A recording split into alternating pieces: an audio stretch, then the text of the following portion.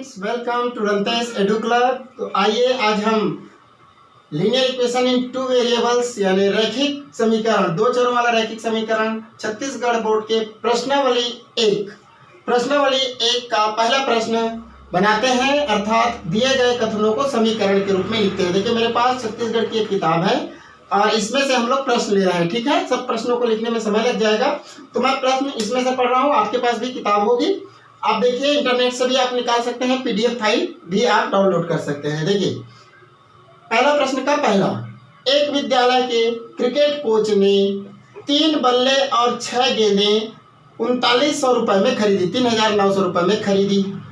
वहीं से उन्होंने एक बल्ला बैट और 2 गेंदें 1300 रुपए में खरीदी। तो हमें क्या बनाना है, समीकरण बनाना है। तो देखिए आपको समझ में आ रहा है, इसको हम कैसे लिखेंगे। सबसे पहले तो सॉल्यूशन या हल लिख लें, या आपको जो बताना है स्टेटमेंट उसके आधार पर, है ना।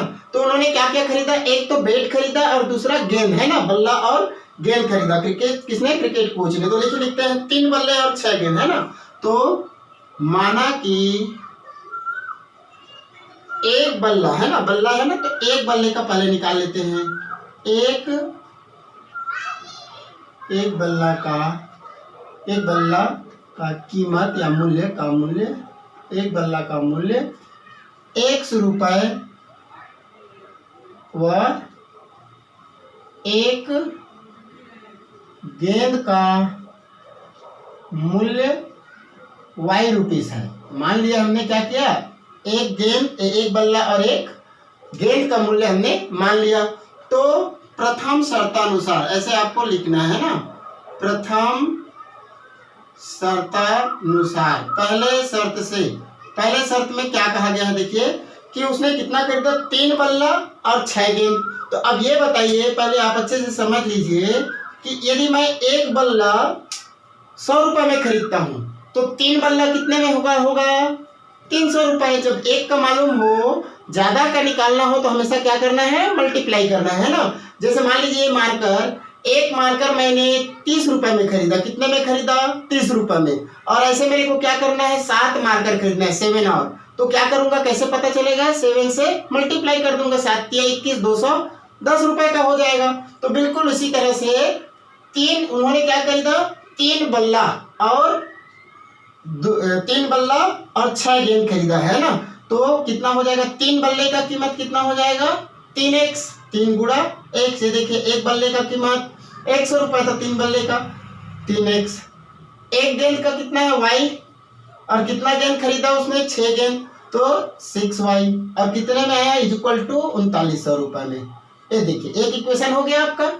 दूसरा है ना, सेकेंड शर्तानुसार, है ना। ये तो हो गया आपका फर्स्ट और दूसरा सेकेंड। माने इंग्लिश मीडियम वाले A by Q लिख सकते हैं, लेट, है ना, the cost of 1 bat be ₹X and a ball rupees, a cost of 1 ball be ₹Y। A by Q according to the question या as per question, है ना। तो ये हो गया 3 बल्ला और 6 गेंद की। फिर उन्होंने क्या किया, एक बल्ला और 2 गेंद खरीदा। एक बल्ला माने 1x, तो 1 को लिखने की जरूरत नहीं है, 1x प्लस, और बल्ला गेंद कितने खरीदी उन्होंने, 2, तो 2y, कितने में खरीदी, 1300। तो ये हो गया आपका दूसरा इक्वेशन, ये बन जाएगा पहला इक्वेशन, ये हो गया सेकेंड इक्वेशन। अब देखिए ये आ गया इसी तरह का, ये 2 चरों वाला रैखिक समीकरण बन गया ना। तो इस तरह से पहले प्रश्न का 2 समीकरण आपने बना लिए। चलिए अगला प्रश्न चलते हैं। अगला प्रश्न बहुत आसान है। देखिए 2 संख्याओं का योग 16 है और उनका अंतर 8 है, तो आप आसानी से बना लेंगे। देखिए 2 संख्याओं का योग, एक संख्या x और दूसरी संख्या y, तो x धन y बराबर क्या हो गया, 16।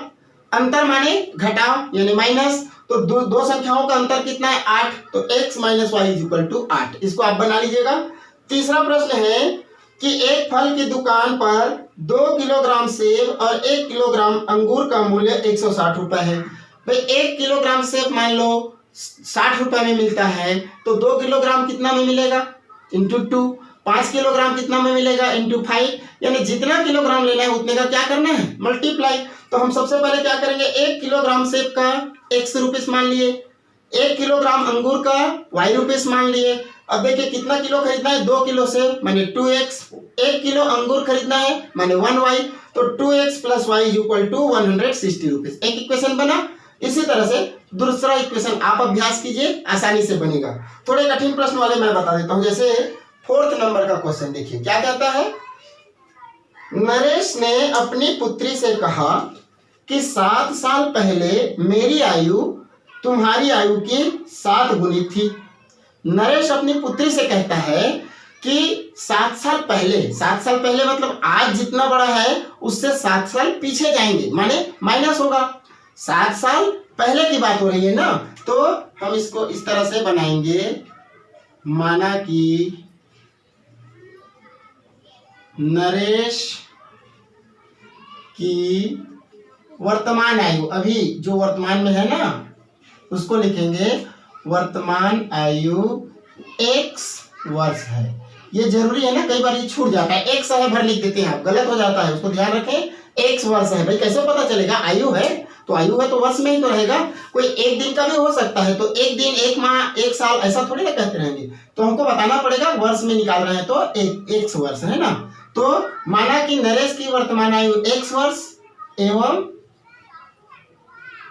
उनकी पुत्री है ना, उनकी पुत्री की वर्तमान आयु y वर्ष है ना। दोनों को हमने मान लिया x और y। अब देखिए अभी तो ये वर्तमान है, 7 साल पहले चलते हैं है ना, तो 7 वर्ष पहले नरेश की आयु कितनी होगी, 7 वर्ष पूर्व है ना, नरेश की आयु आज जितना है उतने से पीछे जाएंगे। जैसे मैं मान लीजिए आज मैं 30 वर्ष का हूं या 40 वर्ष का हूं, तो 7 साल पहले कितना हो जाएगा, 7 साल पहले कितना हो जाएगा, घटा के नहीं बताना, 30 माइनस 7 या 40 माइनस 7 है ना, तब बनेगा आपका। जैसे आज मेरी आयु x वर्ष है, तो 7 साल पहले कितना रहा होगा, x माइनस 7, ये हो गया आपका 7 साल पहले x माइनस 7 वर्ष, ठीक है। और पुत्री की आयु 7 वर्ष पूर्व है ना, एवं पुत्री की आयु अभी की नहीं 7 वर्ष पहले, तो y माइनस 7 ईयर्स। अब देखिए 7 वर्ष पहले की बात कर रहे हैं ना, आगे प्रश्न में कहता है 3 साल बाद, 3 वर्ष बाद है ना, यानी 3 वर्ष बाद, 3 साल बाद कितना, नरेश की आयु कितनी होगी, x प्लस 3, बाद में होगी तो जोड़ेंगे, आगे जाने वाला है यानी जुड़ेगा, तो x प्लस 3 वर्ष, और पुत्री की आयु कितनी हो जाएगी, y प्लस 3। अब हम लोग कंडीशन लगाएंगे एच पर क्वेश्चन यानी प्रश्नानुसार, पहला शर्त से ना फर्स्ट। अब कहता है कि 7 साल पहले मेरी आयु तुम्हारी आयु की 7 गुनी थी, तो 7 वर्ष पूर्व नरेश की आयु उसकी पुत्री की आयु की है ना, 7 वर्ष पूर्व पुत्री की आयु से 7 गुनी थी, यानी इंटू 7, ये हो गया 7 गुना।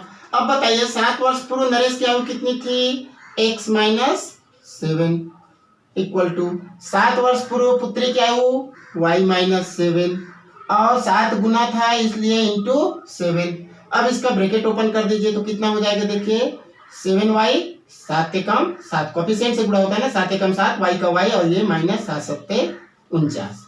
अब देखिए यहाँ पर हम इसको लिखेंगे x माइनस 7।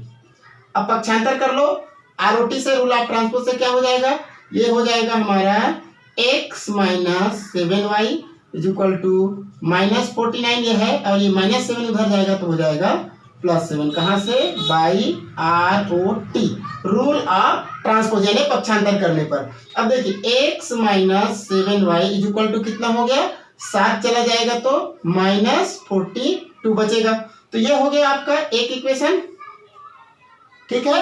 अब इसी तरह से दूसरा इक्वेशन कैसे निकालेंगे, 3 वर्ष बाद, है ना।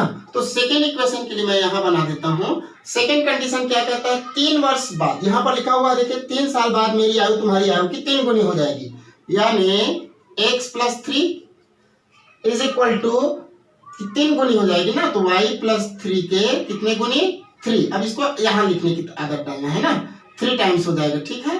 तो y प्लस 3 के 3 गुना, तो यहाँ पर देखिए x plus 3 is equal to 3y plus 3 3 जा 9। यहाँ से गुणा कर देंगे, देखिए 3 एकम 3, y का y प्लस है तो प्लस रहेगा, 3 तिहाई 9। फिर एक साथ कर देंगे x और y को, y इधर आएगा तो 3y माइनस हो जाएगा, और 9 पहले से है, 3 इधर जाके माइनस हो गया।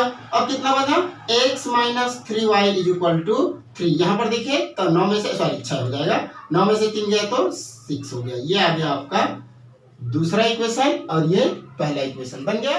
तो इस तरह, धन्यवाद।